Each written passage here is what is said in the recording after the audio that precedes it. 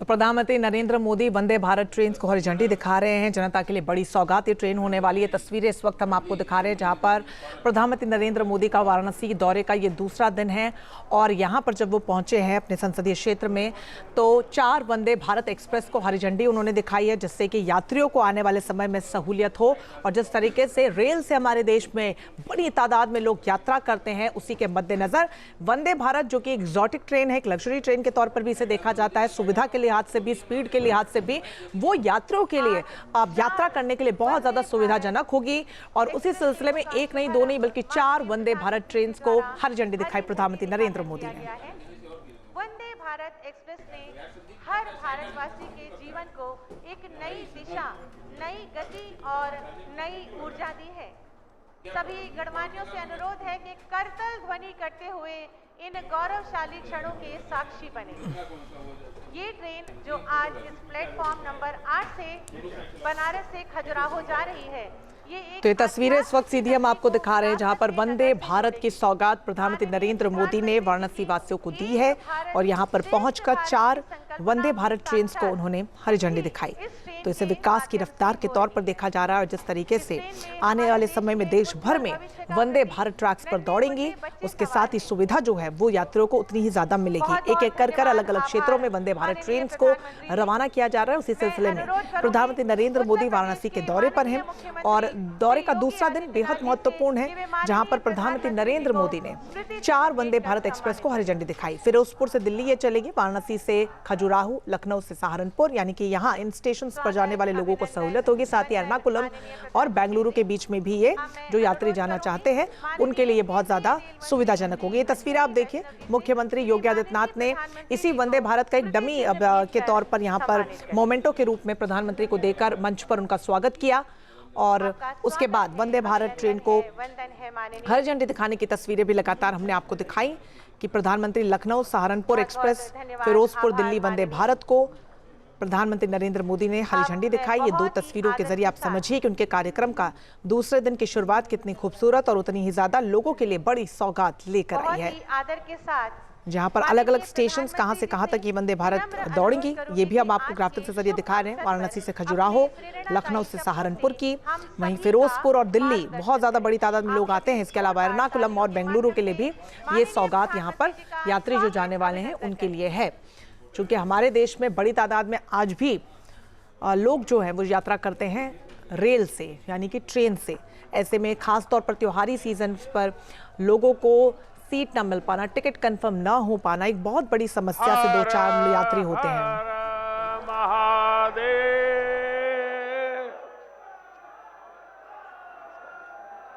नमः पार्वती पतये हर हर महादेव। उत्तर प्रदेश के ऊर्जावान मुख्यमंत्री योगी आदित्यनाथ जी, केंद्रीय मंत्रिमंडल में मेरे साथी और विकसित भारत की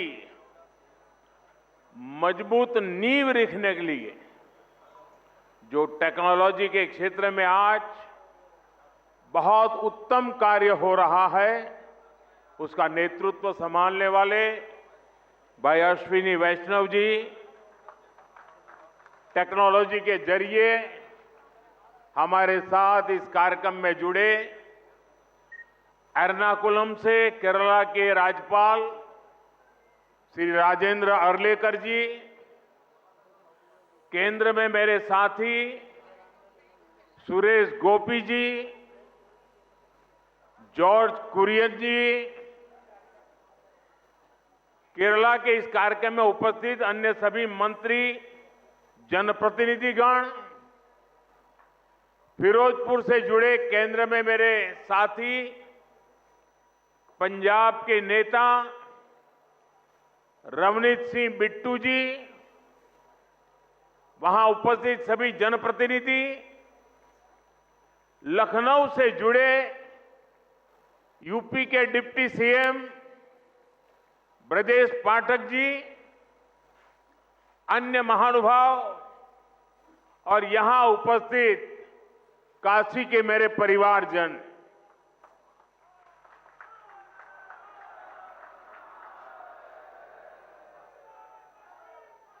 बाबा विश्वनाथ के ई पावन नगरी में आप सब लोगन के,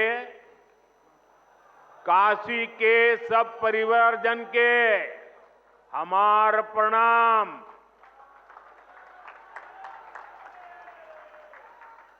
हम देखनी देव दीपावली पर कितना अद्भुत आयोजन भइल। अब आज का दिन भी बड़ा शुभ है। हम ई विकास पर्व के आप सब लोग के शुभकामना देत है। साथियों, दुनिया भर के विकसित देशों में आर्थिक विकास का बहुत बड़ा कारण वहां का इंफ्रास्ट्रक्चर रहा है। जिन भी देशों में बड़ी प्रगति, बड़ा विकास हुआ है, उनके आगे बढ़ने के पीछे बहुत बड़ी शक्ति वहां के इंफ्रास्ट्रक्चर डेवलपमेंट की है।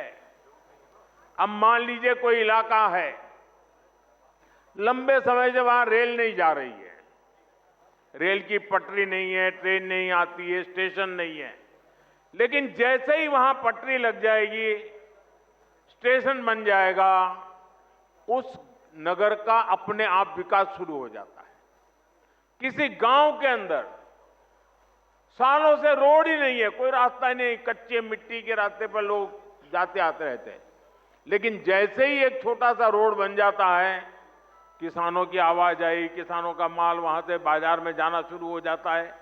मतलब इंफ्रास्ट्रक्चर यानी बड़े बड़े ब्रिज, बड़े बड़े हाईवे, इतना ही नहीं होता है। कहीं पर भी जब ऐसी व्यवस्थाएं विकसित होती है तो उस क्षेत्र का विकास शुरू हो जाता है। जैसा हमारा गांव का अनुभव है, जैसा हमारे कस्बे का अनुभव है, जैसा हमारे छोटे नगर का अनुभव है, वैसा ही पूरे देश का भी होता है। कितने एयरपोर्ट बने, कितनी वंदे भारत ट्रेनें चल रही हैं, दुनिया के कितने देशों से हवाई जहाज आते हैं, ये सारी बातें विकास के साथ जुड़ चुकी है। और आज भारत भी बहुत तेज गति से इसी रास्ते पर चल रहा है। इसी कड़ी में आज देश के अलग अलग हिस्सों में नई वंदे भारत ट्रेनों की शुरुआत हो रही है। काशी से खजुराहो वंदे भारत के अलावा फिरोजपुर दिल्ली वंदे भारत, लखनऊ सहारनपुर वंदे भारत और एर्नाकुलम बेंगलुरु वंदे भारत, इसको भी हरी झंडी दिखाई गई है। इन 4 नई ट्रेनों के साथ ही अब देश में 160 से ज्यादा नई वंदे भारत ट्रेनों का संचालन होने लगा है। मैं काशी वासियों को, सभी देशवासियों को इन ट्रेनों की बहुत बहुत बधाई देता हूं। साथियों, आज वंदे भारत, नमो भारत और अमृत भारत जैसी ट्रेनें भारतीय रेलवे की अगली पीढ़ी की नींव तैयार कर रही है। ये भारतीय रेलवे को ट्रांसफॉर्म करने का एक पूरा अभियान है। वंदे भारत भारतीयों की, भारतीयों द्वारा, भारतीयों के लिए बनाई हुई ट्रेन है, जिस पर हर भारतीय को गर्व है। वरना पहले हम कर सकते हैं क्या? ये तो विदेश में हो सकता है, हमारे यहां होता, होने लगा कि नहीं होने लगा? हमारे देश में बन रहा है कि नहीं बन रहा है? हमारे देश के लोग बना रहे हैं कि नहीं बना रहे? ये हमारे देश की ताकत है। और अब तो विदेशी यात्री भी वंदे भारत को देखकर अचंभित होते हैं। आज जिस तरह से भारत ने विकसित भारत के लिए अपने साधनों को श्रेष्ठ बनाने का अभियान शुरू किया है, ये ट्रेनें उसमें एक मील का पत्थर बनने जा रही है। साथियों, हमारे भारत में सदियों से तीर्थ यात्राओं को देश की चेतना का माध्यम कहा गया है। ये यात्राएं केवल देव दर्शन का मार्ग नहीं है, बल्कि भारत की आत्मा को जोड़ने वाली पवित्र परंपरा है। प्रयागराज, अयोध्या, हरिद्वार, चित्रकूट, कुरुक्षेत्र, ऐसे अनगिनत तीर्थ क्षेत्र हमारी आध्यात्मिक धारा के केंद्र है। आज जब ये पावन धाम वंदे भारत के नेटवर्क से जुड़ रहे हैं, तो एक तरह भारत की संस्कृति, आस्था और विकास की यात्रा को जोड़ने का भी काम हुआ है। ये भारत की विरासत के शहरों को देश के विकास का प्रतीक बनाने की तरफ एक अहम कदम है। साथियों, इन यात्राओं का एक आर्थिक पहलू भी होता है, जिसकी उतनी चर्चा नहीं होती। बीते 11 वर्षों में यूपी में हुए विकास कार्यों ने तीर्थाटन को एक नए स्तर पर पहुंचा दिया है। पिछले साल बाबा विश्वनाथ के दर्शन के लिए 11 करोड़ श्रद्धालु काशी आए थे।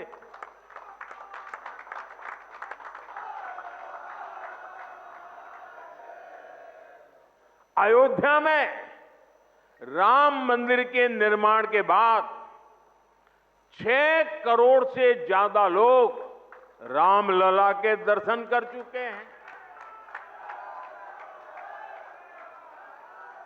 यूपी की अर्थव्यवस्था को इन श्रद्धालुओं ने हजारों करोड़ रुपए का लाभ पहुंचाया है।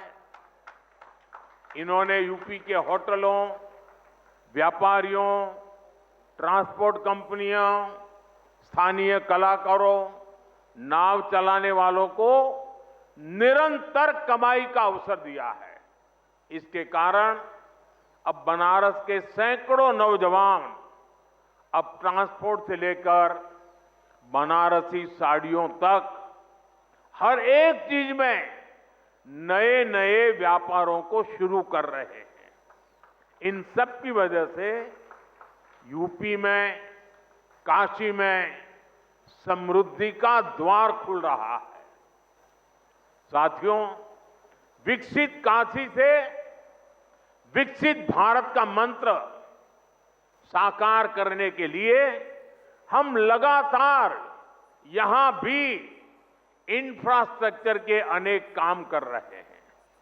आज काशी में अच्छे अस्पताल, अच्छी सड़कें, गैस पाइपलाइन से लेकर इंटरनेट कनेक्टिविटी की व्यवस्थाएं लगातार विस्तार भी हो रहा है, विकास भी हो रहा है और क्वालिटेटिव इंप्रूवमेंट भी हो रहा है।